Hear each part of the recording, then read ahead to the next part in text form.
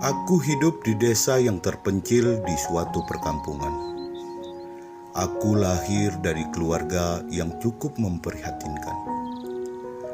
Rumah yang kami tempati sangat kecil, bahkan jika ada angin yang kencang, membuat kami khawatir akan roboh, sebab rumah itu terbuat dari bambu.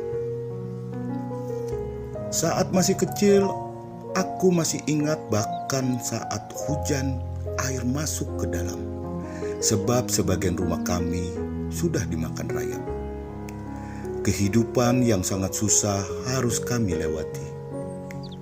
Ayahku bekerja di Jakarta sebagai kuli bangunan, dan ibuku hanya seorang buruh tani. Kami tidak berpikir sedikit pun mempunyai rumah yang bagus. Bisa makan sehari saja sudah sangat bahagia.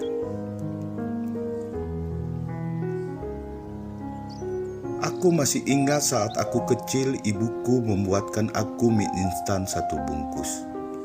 Mie itu aku makan dengan kakakku. Entah ibuku makan apa yang kami tahu, ibu selalu berkata, "Ia sudah kenyang." Setiap hari kita selalu mandi di sungai.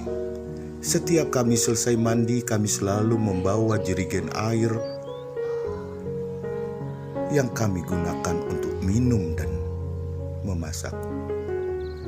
Saat hujan turun, kami ada rasa senang, tapi juga ada rasa sedih. Sebab kita bisa menggunakan air hujan untuk sehari-hari. Namun sedihnya, saat berangkat sekolah, kita selalu tanpa sepatu, sebab jalannya becek. Wajar saja, karena jalan ke rumahku masih tanah semua.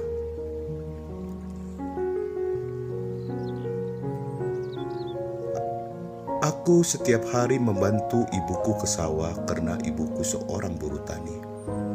Setiap sore kita membersihkan hama dan juga menyirami padi. Hasil itu dibagi 2 dengan pemilik lahan.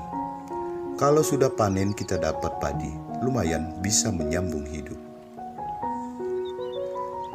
Kakakku yang masih TK tiba-tiba memberitahu ke ibuku kalau ada lowongan pekerjaan di sana. Ibuku awalnya malu karena tidak terbiasa, namun ayahku menyarankan untuk mencobanya. Siapa tahu kehidupan kami akan berubah jika ibuku bekerja jadi guru TK. Awalnya ibuku masuk sana banyak sekali cibiran dari para tetangga yang memandang sebelah mata yang seakan meragukannya. Ya maklum saja, yang biasanya di sawah tiba-tiba menjadi pengajar. Awalnya hanya dengan gaji yang sangat sedikit pada waktu itu sekitar Rp2.500. Namun ibuku tetap semangat.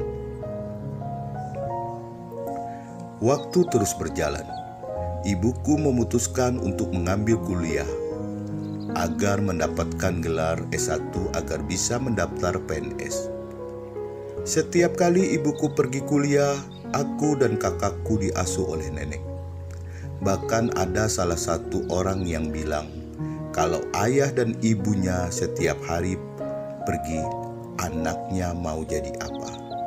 Mendengar kata itu, ibuku mencoba bersabar. Walaupun sedih juga rasanya, tapi itu dilakukan untuk mengubah nasib keluarga kita. Setelah lulus kuliah, tiba-tiba pas sekali ada pengangkatan PNS. Dan alhamdulillah ibuku ikut diangkat menjadi PNS. Kami sangat senang sekali. Ibuku yang dulunya hanya buruh tani bisa menjadi PNS. Hal itulah yang merubah nasib kami yang dulunya rumah kami sangat kecil dan hanya terbuat dari bambu. Berlahan-lahan kami bisa membangun agar menjadi layak huni. Kerja keras dan semangat ibuku menjadi contoh bagiku. Saat aku lulus SMA, aku disuruh ibuku untuk kuliah di salah satu kampus di Jogja. Aku setuju agar bisa meneruskan perjuangan ibuku menjadi seorang guru.